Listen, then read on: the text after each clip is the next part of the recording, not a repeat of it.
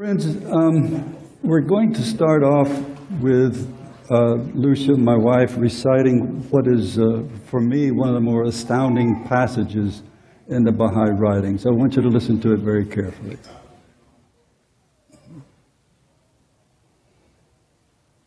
The essence of belief in divine unity consisteth of regarding him who is the manifestation of God, and him who is the invisible, the inaccessible, the unknowable essence, as one and the same. By this is meant whatever pertaineth to the former, all his acts and doings, that which he ordaineth and forbiddeth, should be considered in all its aspects and under all conditions and without any reservation, as identical with the will of God himself.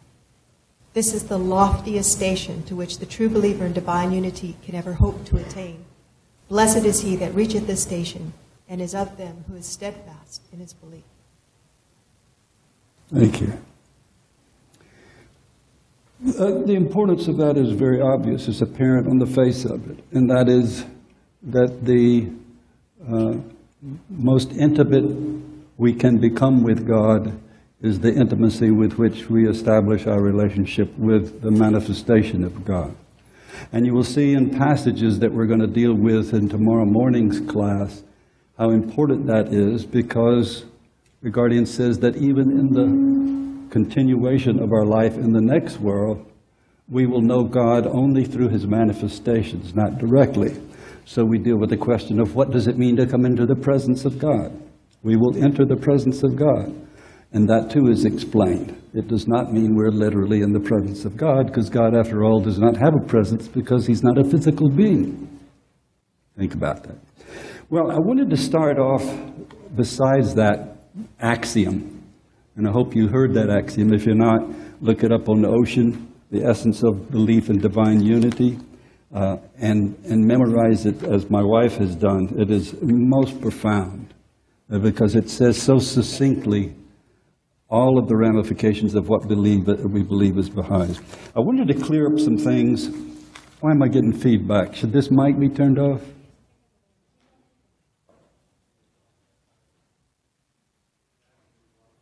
Okay, thank you.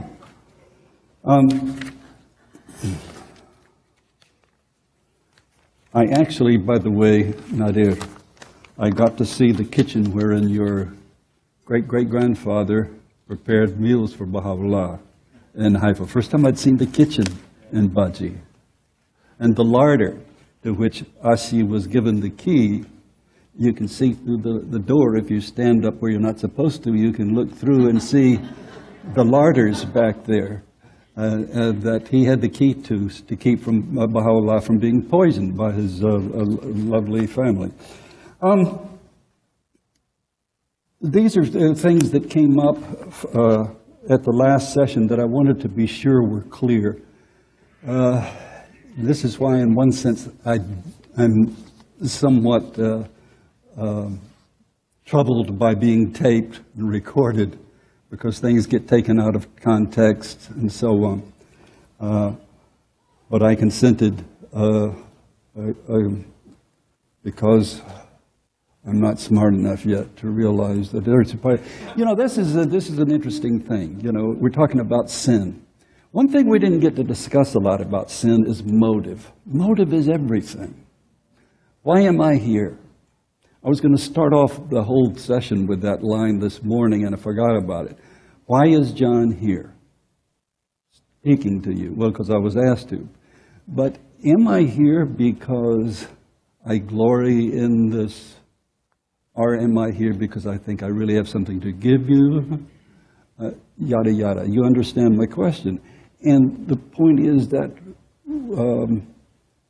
this is the crucial nature of motive in everything we do. And that's one of the things we take into account each day. Is, okay, I did a good deed, but what was my purpose in doing the good deed? You understand? So you could have someone, and I think that was one of the questions, can someone who is bad do a good deed with evil motive? Is it still a good deed? Or can someone who is good, oh, never mind. You get the point. All right, here are the things that I wanted to sort of not rehash, but just points that came up that I think were somewhat confusing. First of all, don't try to answer all the questions on these things.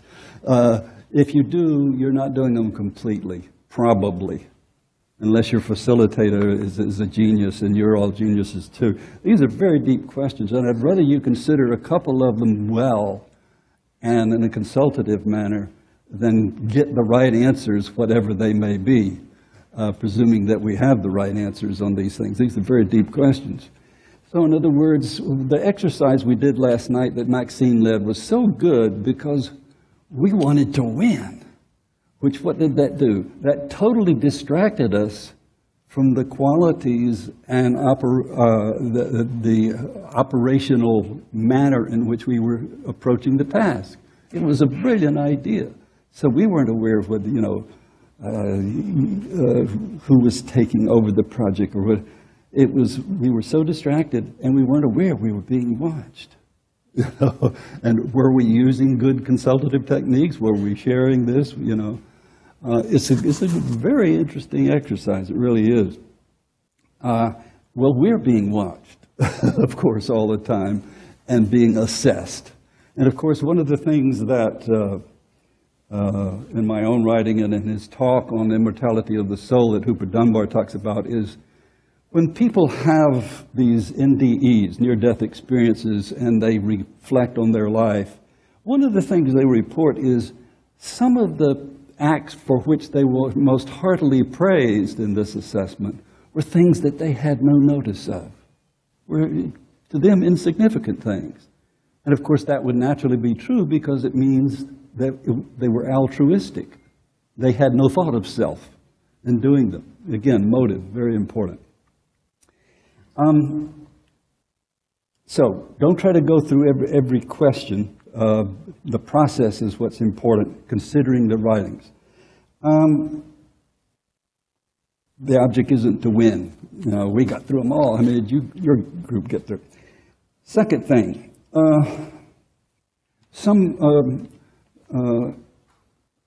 I think misunderstood my discussion of the concept of the personification of evil. What does that mean? It's a literary term, like metaphor. Yes, Gregory. And what it means is when you take a non-animate or non-human force, like the wind, and you give it a name, like Mariah or Zephyr or something. Personification means you give it human qualities as a literary device, a means of explaining something in terms of the human experience. All right? So the fact that Satan and Evil One are capitalized doesn't mean they're real. That's not what the personification means. It means they're such important forces that we can understand them as if they were actual beings, because that's the nature of the insistent self. That's how insistent it is. That it's almost like you have another part of you that's saying, go ahead, nobody's going to catch you. I remember thinking that as a youth, often, I wonder if God really knows what I'm doing. I don't feel it, and so on. And yeah. Higher? There. Is that better? That is better. Okay, because I can hear myself really well. And I'm used to talking to myself, so I don't notice the difference. So does anybody have a question about that? You understand that personification simply means for the purpose of explanation and clarification. As Baha'u'llah says, prophets through the ages have used terms like heaven and hell, Satan and paradise and so on as physical metaphors or symbols of forces. All right?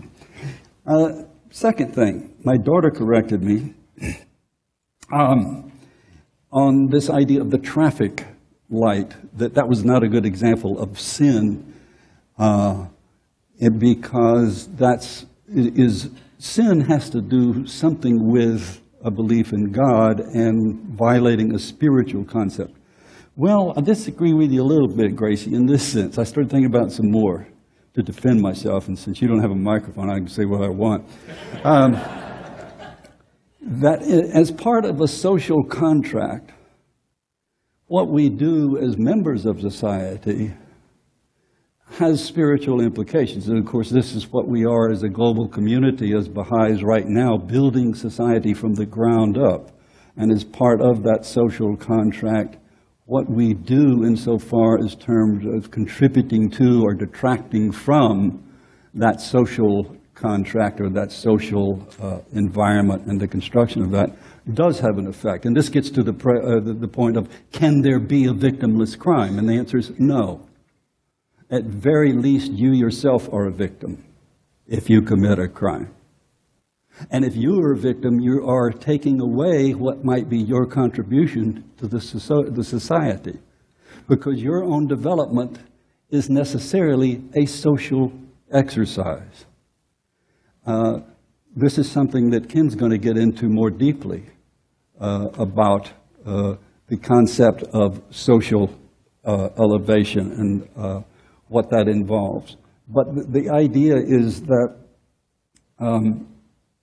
we talk about salvation, as we will in the morning in this class. Almost all virtues that are particularly important are expressed in terms of interactions with others. There are some that are quite private, like our reverence, our meditation, our reflection, and so on. But most virtues that we're trying to develop are developed through interaction. So that you can't really say that, and I've used this example before, that a hermit who lives in a cave and prays all day and so on is the most spiritual person you've ever heard of. And yet this person has never had to take care of children or raise a puppy dog or do some really hard things. So the virtue is really untested. It's theoretical until it's put into action. So that's the thing about the traffic light, all right? You see how that works. And you can refute it later. She's smarter than I am. She got really good grades. She was second in her class at USF. I never was that close to doing that well. The rational soul, the soul, is there any distinction between, I tried to make it clear that there really isn't. There are a number of terms, and the Guardian talks about this, that Abdu'l-Baha will use a number of terms, so does Baha'u'llah, describing the soul. The rational soul, the spirit, and so on, all these terms. But they're all referring to the same thing, this essential reality of us that is a spiritual entity. Now, entity sounds paradoxical because an entity implies a thing, and a thing is something physical. But we have to use words. So we use the word essence. So the essence of you is a spiritual thing. And of course, as we know, the two worlds symbolized on the ring stone, the spiritual world and the physical world, we are trying to make the physical world imitate the spiritual world. Because as Abdu'l-Baha says, each one is the exact counterpart of the other, which means this world isn't evil, even though sometimes Abdu'l-Baha calls it a dust heap and so on. He's talking about if you're involved in it and attached to it in such a way that it detracts from your spiritual development. But this world is a beautiful creation, and we're meant to make it more beautiful by creating in social, global terms, and maybe ultimately intergalactic terms, the realm of the spirit. They can come very close to each other. So in other words, in particle physics, is there a God particle? Can there be a God particle? Well, the answer very simply is no. Why? Because everything in material reality is composite, by definition. So how are you going to get to something that's not composite if it's still physical? Well, we don't know. But so in other words, you can get very close to, you can get physical reality so refined that it emulates and imitates spiritual properties. Light is like that. and so on. So there's no void, Abdu'l-Baha says. There's no such thing as a void in the physical realm. There can't be, because everything in the physical realm is composed of stuff. Right? So there can't be a void, and that means you're getting very close to something that's not composite, but you never get there. So the physical world will never become the spiritual world, but we can get both in physics and in society where it imitates it very closely.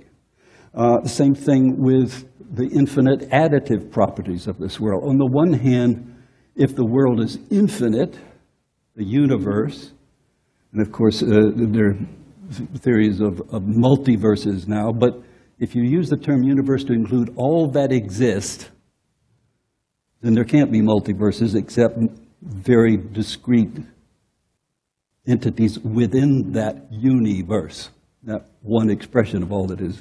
And yet, on the other hand, Abdu'l-Baha says it has properties similar to that of a body. It has, in effect, some sort of coherence, is the term he uses. It is a coherent expression of the divine will.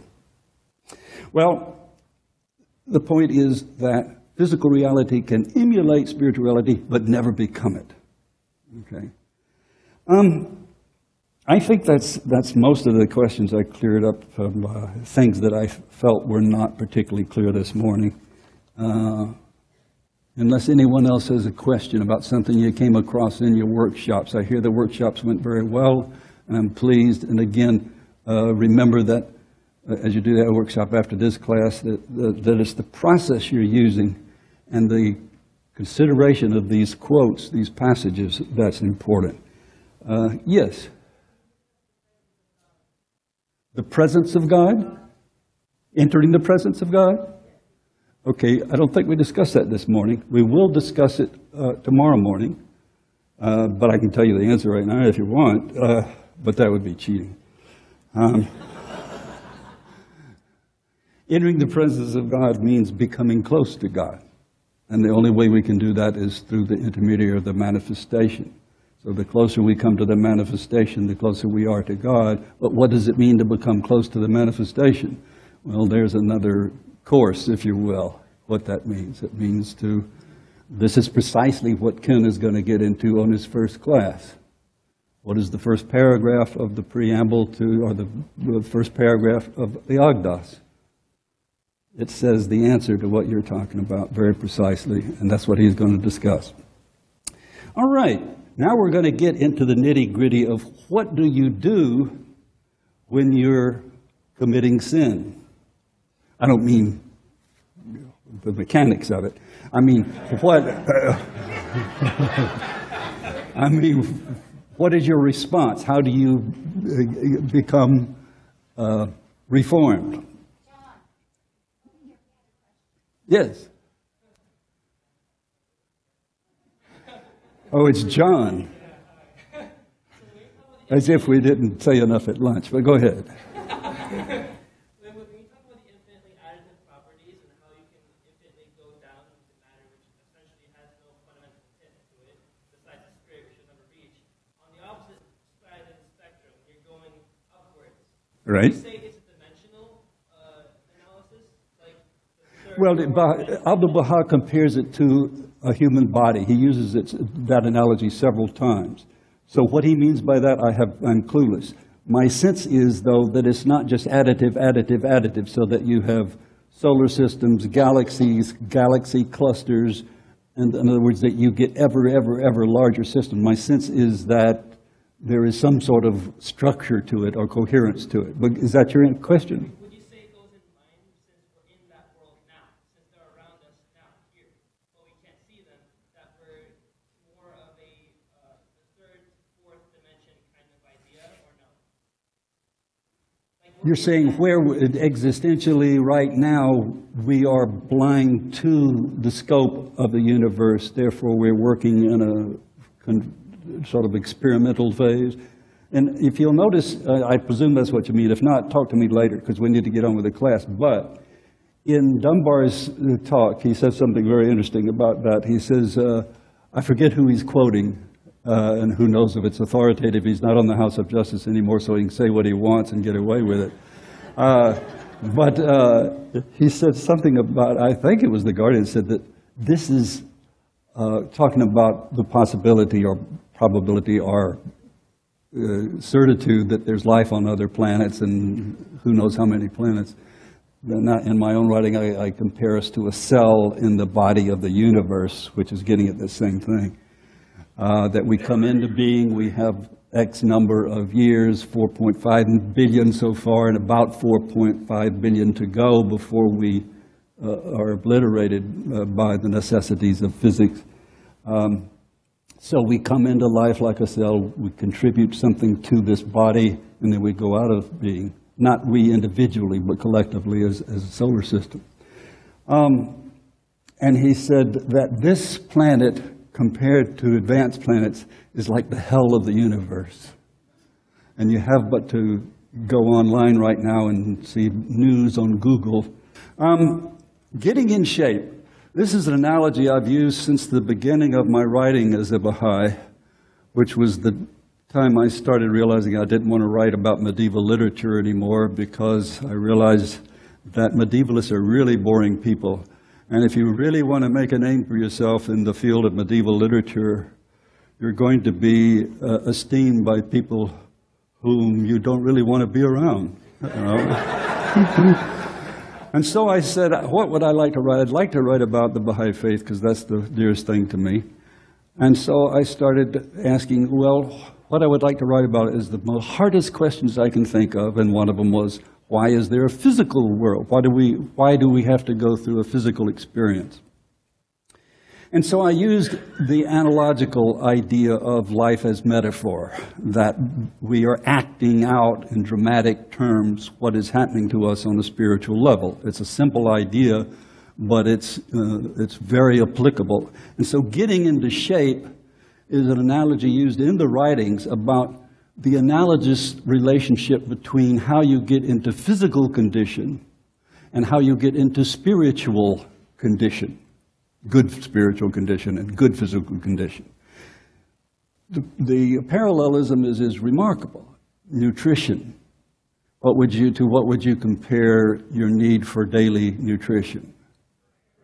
Prayer, meditation, reflection, association with others, and so on. You need the spiritual nourishment.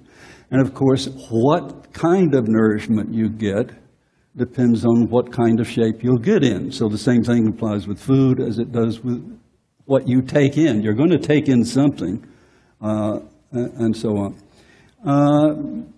This morning, we talked about stress, the importance of stress, suffering. That was one of the questions on that.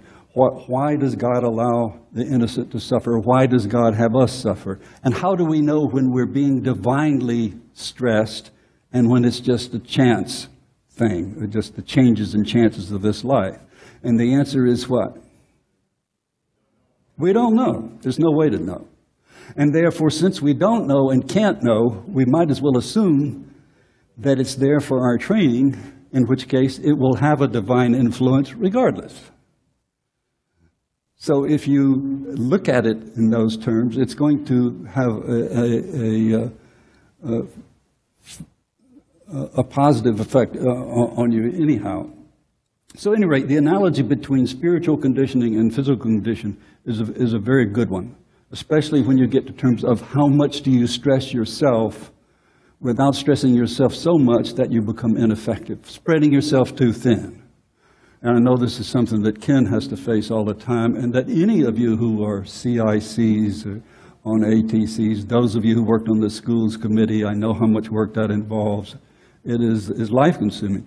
And I've seen so many times where Baha'is spread themselves so thin because they can't say no or feel they shouldn't say no. And there's some guidance in the writings that would seem to imply that you don't turn down an appointed or elective office and so on. And yet you can get spread so thin that you do nothing well.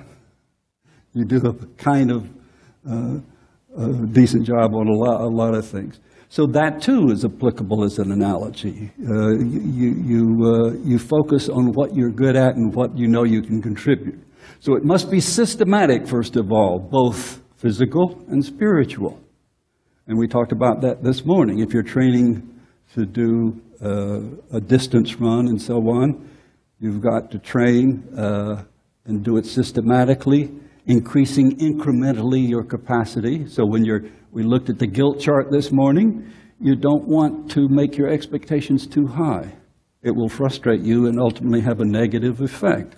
But you want it to be systematically, incrementally better. And that's that's the subtleties of this reflection that takes place. And we're going to look at a passage in just 1 second about that's on your passages for this class. If you'll look at, we might as well look at it now. If you look at the passages for class 2, see some interesting thing there. The second one about Baha'u'llah prohibits confession.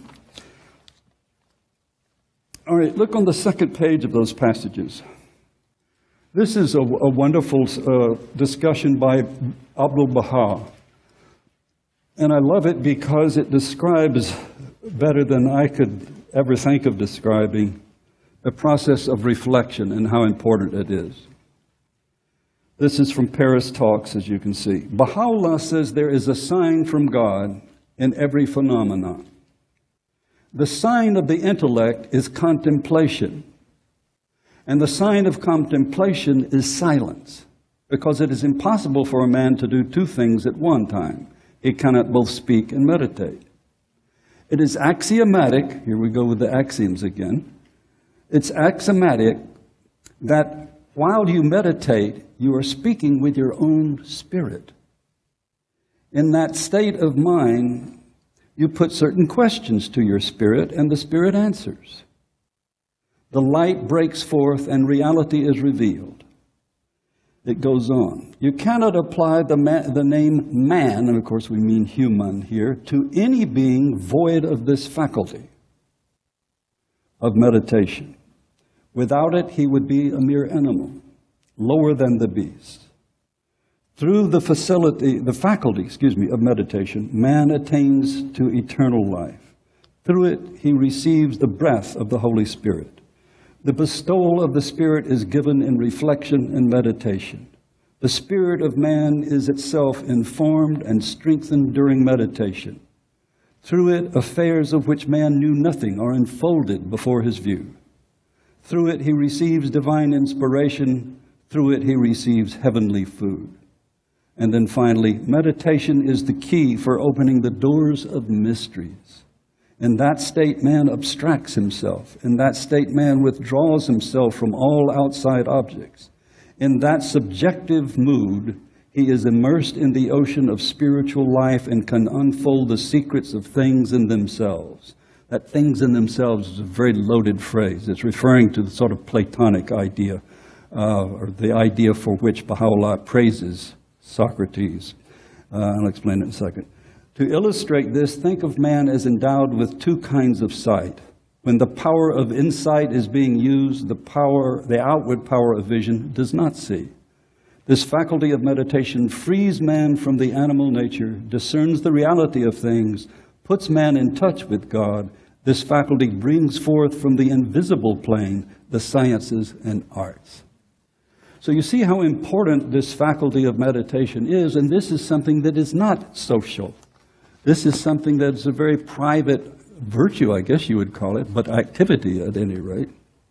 And this idea that I'd like to refer to it as internal consultation. You're putting questions to your spirit, and your spirit answers. And I think you have the sense of that when you pray and reflect on the prayer. You know, or you say to yourself, well, how are you doing? Well, you have these internal, to me, that's what I think of when I think, bring thyself into account each day. This is the process for doing that. So this is part of what we're doing with how do we respond to the process of getting out of sin and so on. We'll reflect, we use this process to think, okay, how can I improve but not stretch myself too far? Yes?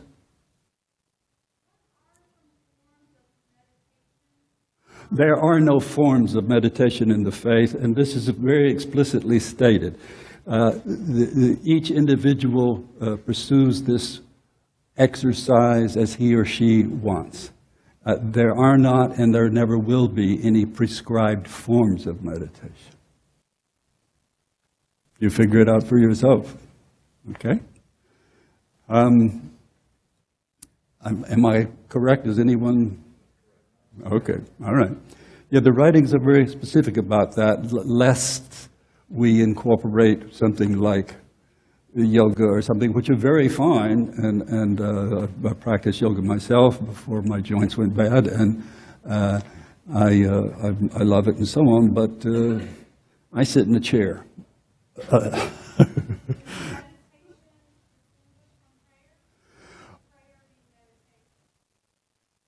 Again, you're not going to find a prescription or an explicit segregation of the two. I would say that they both can take place at the same time. One can take place after the other. I think they're integral.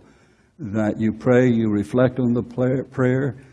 Notice the compilation. Remember, The Guardian put together relatively few of the books that are available. There's 6 million words, 6 billion words. Million or billion? Of Baha'u'llah. Ken, you know offhand? 6 million or billion? I forget. And so there's a lot to translate that hadn't been translated. But the Guardian, not knowing what the next day would bring, translated first and foremost those things he thought most essential for us. Gleanings is the perfect example. He structured that work. That's an amazing gift of the Guardian. From all of the writings, he chose which, notice it has a very explicit order to it, from the beginning until the coming of the manifestation and so on. And he put that as a gift to us, drawing from all of these writings. Now, there is a list that you can get online that Dr. Rafati put together of where these come from, tablets these come from. My point is this. One of the things he chose, besides Epistle to the Son of the Wolf, which is sort of a retrospective overview of his revelation, is prayers and meditation. How many of you here have had a class on the book Prayers and Meditation? Nobody. Why? Because who's going to teach it? You know, it's a hard thing to teach. The school that, the first Bahai school, summer school that I was in charge of here 44 years ago, I did a class on the imagery and the hidden words, and the other speaker was Dr. Arugio, who was then the Bahai representative of the Bahai International Community at the UN. And he did a course on prayers and meditation. Hooper Dunbar is doing one in Spain, if he hadn't already done it. It's incredible work. And one of the incredible things about it is this.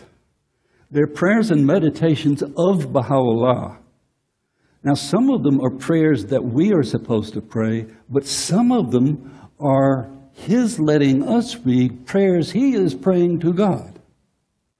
And sometimes in my writing, I compare it to Baha'u'llah letting us sit in on a conversation he's having with God about us, his children, in the same way that a parent might play a tape for you of a session they have with the counselor trying to help you to put your life in order. And so he's saying in some cases what a difficult time he's having. He says, yet there's nothing I like better than doing your will. So it's incredible insight into the mind of Baha'u'llah. Now, why did I say that? It was a response to a question. I forget what it was. The difference between prayer and meditation. Yes. Some of them are prayers and some of them are meditations where he is reflecting on something. So you do well to read those and meditate on those. So there's not going to be, I mean, this is a wonderful thing about this faith. One of the many, many wonderful things about this faith is compared to the rest of the world, we got a lot of laws. You know, and yet they really are very minimal. But and the same thing is true. There's no ritual, and this pertains to what you're asking about in the sense that how often do we pray? Well, we're told to pray at least a minimal amount of times a day, and so on. But what prayers do we pray? So on. We are free to choose when we do it, how we do it, and so on. Okay, it's wonderful. One of the wonderful things about it is this. It has no cultural bias. The system Baha'u'llah has instigated can fit into any culture. We've already seen that happening, just as the plan that the House of Justice, the successive plans, work in any culture. The faith is not culturally biased. A lot of people will say, well, this particular law is reminiscent of something that Muhammad brought or something. Well, of course, that was the prophet that preceded the Bab and Baha'u'llah. There will be some continuity there because Muhammad was far ahead of anyone before him. All right,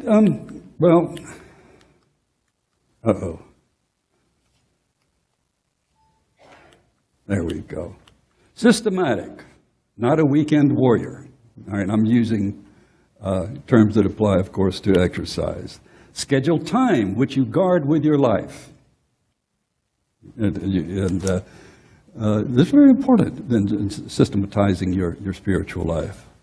And of course, Baha'u'llah has done it for us in the sense that read the writings in the morning and the evening, noonday prayer, the medium prayer, and the long obligatory prayers and so on. To a certain extent, he's done it for us, but there's a lot of leeway in there.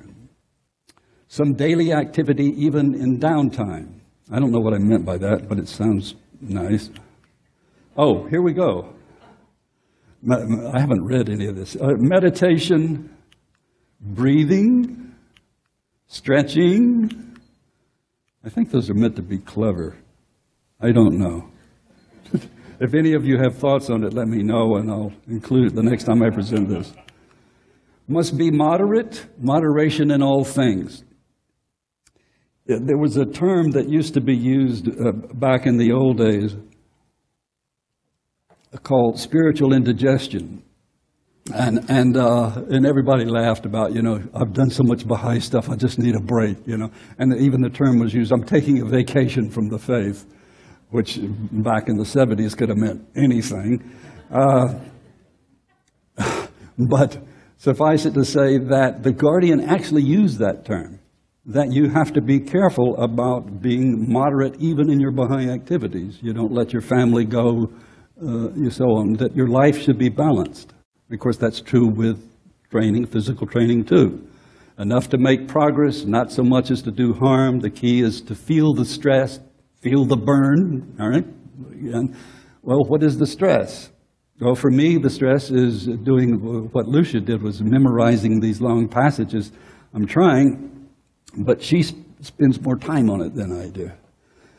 And so she stresses herself by doing that.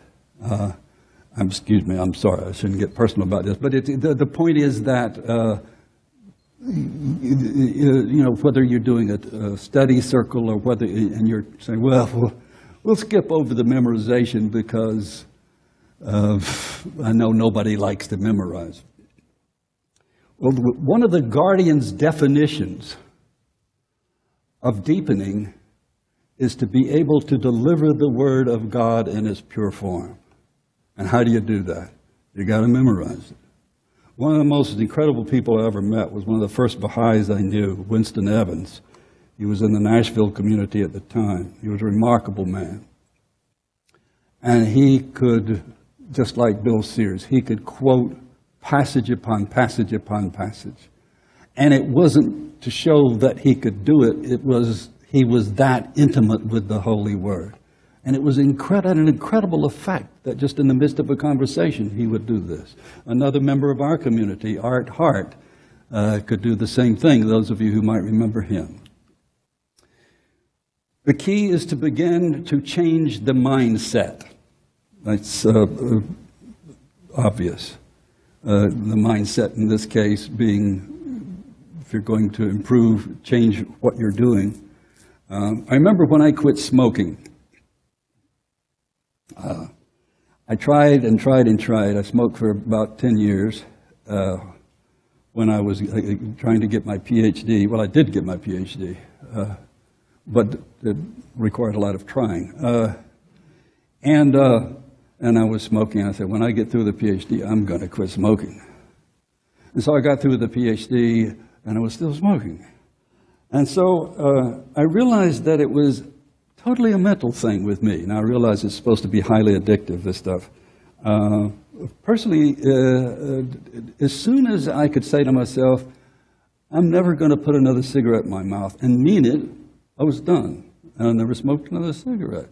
It was changing a mindset. And how you do that is up to you. There's no formula or anything, and I'm not sure that's the cure for every addictive disorder, but it worked with me.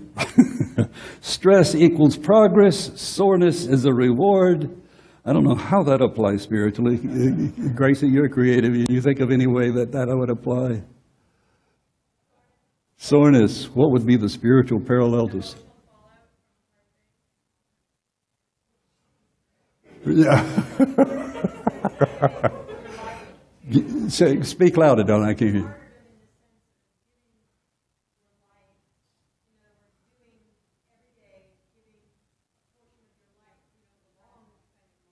Okay. Very good. Thank you. That's a very good response. Pardon?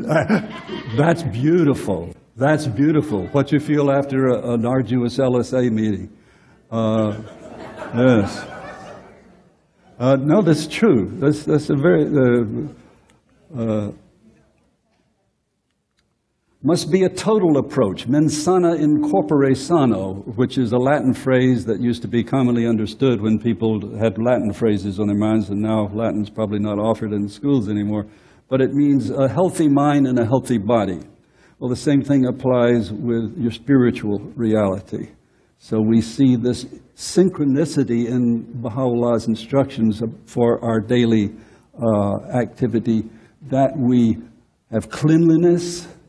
And he's very particular about that, you know, cleanliness, attention to detail. This thing that scares me about your prayer's not ascending if you have a stain on your clothes. And that means 3/4 of my prayers have never made it past Plant City. And it's not my wife's fault, it's mine.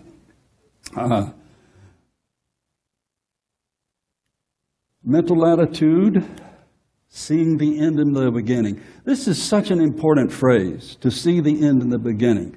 What does that phrase mean? The end in the beginning. Baha'u'llah discusses it in the Gan in relation to the concept of the seal of the prophets. He discusses it in relation to progressive revelation.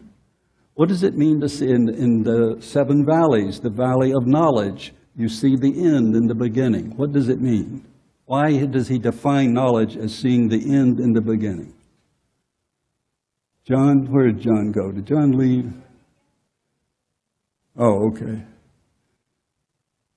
Nobody has an idea? Yes, Nadir.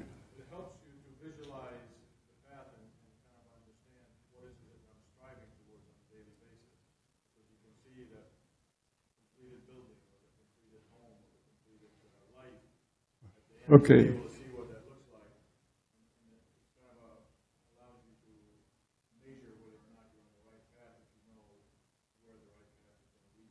Okay, for the recording, what Nadir said was that it helps if you visualize what you're trying to achieve as you're setting out, so that it both inspires you and you can also have the metrics whereby to ascertain how close you're getting, to be encouraged.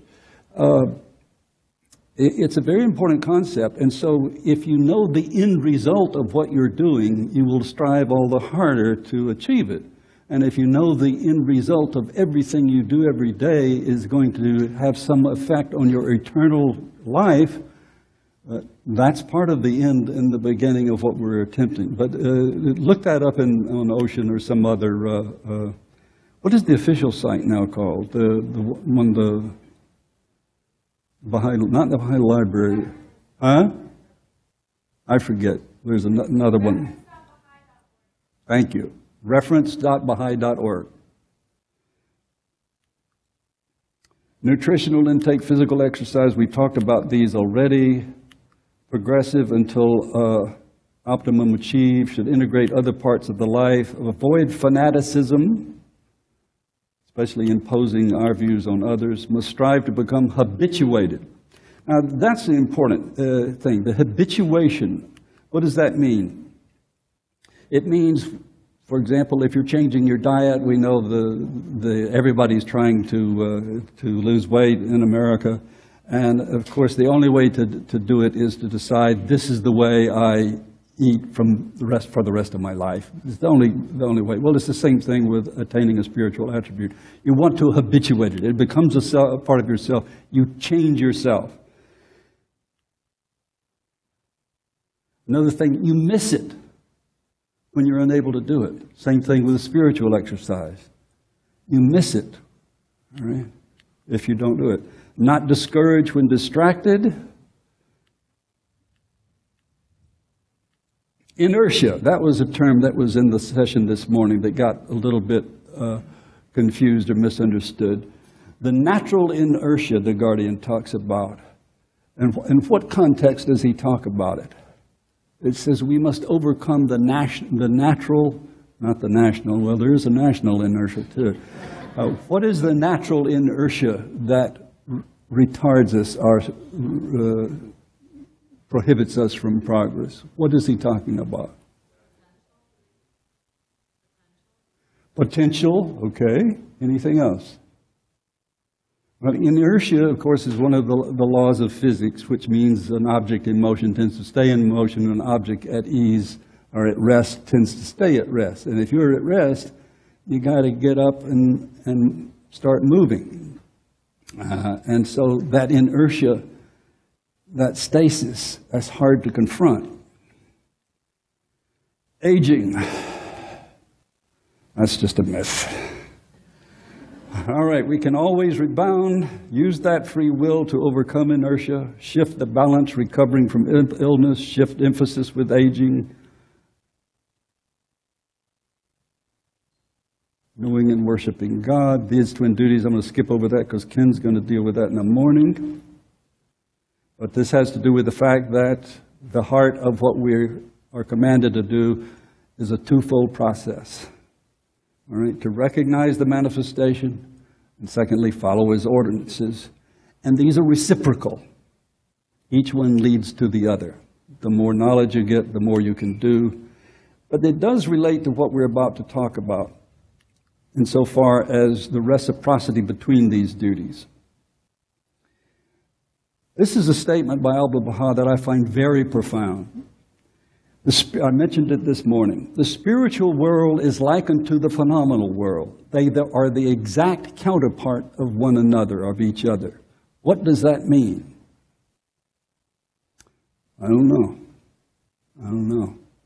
But it means that somehow this is a metaphorical expression of the spiritual world. Again, Dunbar talks about this a lot in his talk, and he gets very specific. He says, and this is something I am going to get to tomorrow morning, and that is, we are forever switching heaven with hell. It's something we inherited from both Protestantism and other religions as well. It is the idea that heaven is a sort of stasis. You work hard here and you get there and you just relax, you know. Well, that would be fun for about a day for me, you know. That to me is hell, is not being able to do anything, all right. So we are forever reversing these and saying, this is the real world, this is where it counts. In the next world, you have no individuality, no free will, nothing to do. You just relax and become part of the homogeneous glob of spiritual stuff, you know. That sound fun to you? No, it doesn't to me either. Well, fortunately, it's not true either. So, how are they like each other? Well, he discusses this in many terms. One of them we are discussing right now, the comparison between what we learn as physical beings and how it applies to what we're trying to do as spiritual beings. And it's evident, as this passage from the Hidden Word says, in everything in creation bears the imprint of the Creator. So we say, God is unknowable. No, that's not what we say. The essence of God is unknowable. God is immanently knowable. God is available through the manifestations, and everything in creation has something to express about the virtues of the Creator. Otherwise, Baha'u'llah says, it would cease to exist. Every atom is teaching us something. Of course, the structure of the atom is analogous to the solar system, and the solar system is analogous to the galactic system, and so on and so on. So every smaller system is analogous, he says, to every larger system. And this is what we just said about that ascent, spiritual development, is a social, inevitably a social process. And so we have these steps, and this is leading up to your workshop. So let's be sure we get this right, because this is what you're going to be doing in your workshop as you reflect on the passages. There is, in the thing that Ken is going to talk about in the morning, tomorrow afternoon? No, tomorrow afternoon. There is a kind of circular process. My brother in his work called the spiritual, what is it called? I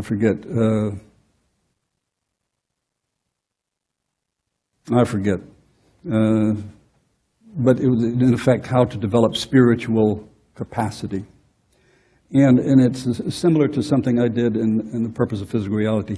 But the idea is this: you attain knowledge through meditation, reflection, so on.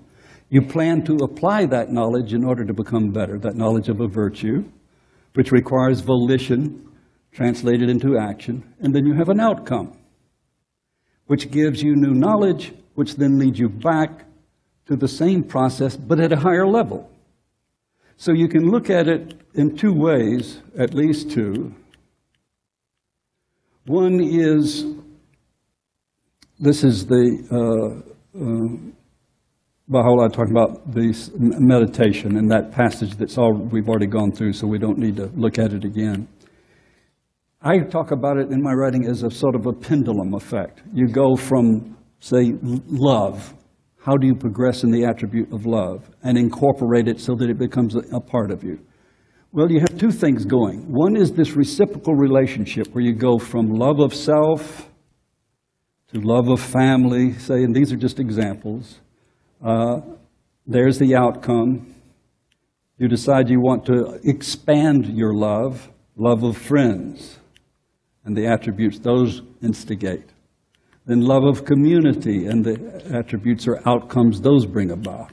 And then love of country or territory or whatever, people. Then you have attributes that will bring that about, but will also express it, which will lead to further knowledge, the love of humankind as a whole. So that's sort of an ascending pendulum, I guess. And the idea is two things here. One is that you're incorporating a virtue in ever expansive ways, but also you're losing your sense, or not losing, you're gaining a wider sense of self. From the insistent self, and of course there are various terms that are used in the Baha'i writings about these stages, but to an ever more inclusive circle of what you call yourself. Is myself just me? Is myself my family and me? Is myself my gated community? Is myself, and so on. What represents yourself? So it becomes ever more expansive and ever more sophisticated in how you express it, and ever more complex. And of course, this is precisely what the study circles and the other core activities are about as we create community. My brother called it a spiral and a virtuous circle. To him, he thought it a better analogy to say you have knowledge, intention, volition, action, which leads to knowledge, intention, volition, action, so on. And you have this gyre or gyre. I think it can be expressed either way. Knowledge, intention, volition, action, increased knowledge, intention, and so on. So, What are you going to do in the workshop? If you look on the workshop for Class 2, you're going to see that you are going to plan, whether individually or as a group. I'll leave it to the facilitators. I presume you'll want to do both. Of course, all of these you can take home and try at home to actually create this effect for short-term change, medium and long-term change, and again, it works on a collective level quite as well as it does on an individual level. And that's precisely why I'm calling it a personal IPG, because this process is the exact process we use on the IPGs, where we have the reflection meeting, where we plan where we go from here. We have an expansion phase, which is the action. Then we reflect on that action and go to a higher level of action. And that's the idea of the IPG, is this same process. Okay? So this is your personal IPG or your collective IPG. And it works, as I say, both individually and collectively. All right, I've talked enough. Let's, any questions on anything from this morning or anything I just threw at you?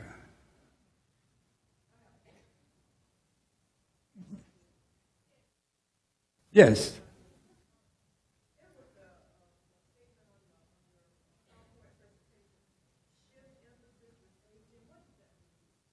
Shift emphasis with aging.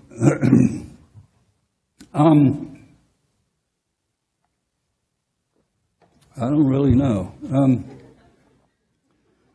I used to know, but I've forgotten.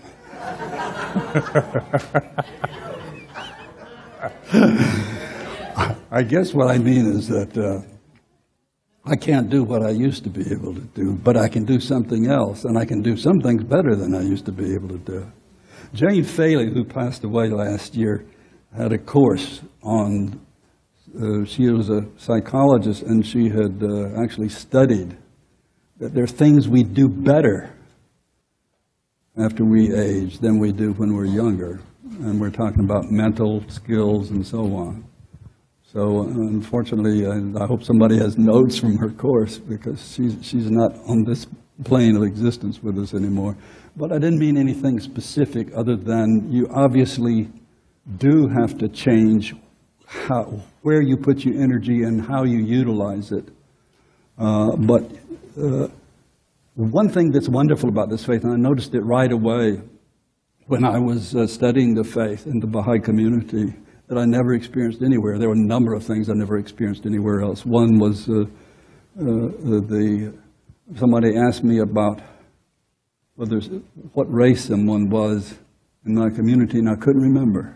I thought, I couldn't remember that person, to other people's point of view, would be an African American, but to me it was just a friend, a person in the community. Now, the reason that occurred to me, that particular thing, was when I went to Athens, Georgia, to get my PhD, and I'd been in Nashville, which was a wonderful Bahai community, and I went to a council on human rights, local council on human rights to help with human rights. And it was the same composition of races, different colors and so on. But our sole focus was on that one thing, on our identity, culturally, racially, and getting rid of it. But that was why we were there. So how could we ignore what color we were when that was the whole purpose of our getting together, was to... Whereas Baha'is, we're pointed somewhere else. And that's one of the wonderful things about the National Convention, is you see, we're not aware of anything other than what we're there for. Our eyes are, if you will, on Baha'u'llah. It's quite a different thing.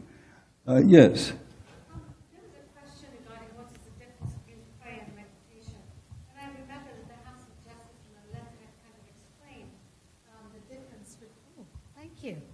The difference between the two, and it says that in his talks, this is from a letter of the House of Justice, In his talks, Abdul Bahai describes prayer as conversation with God.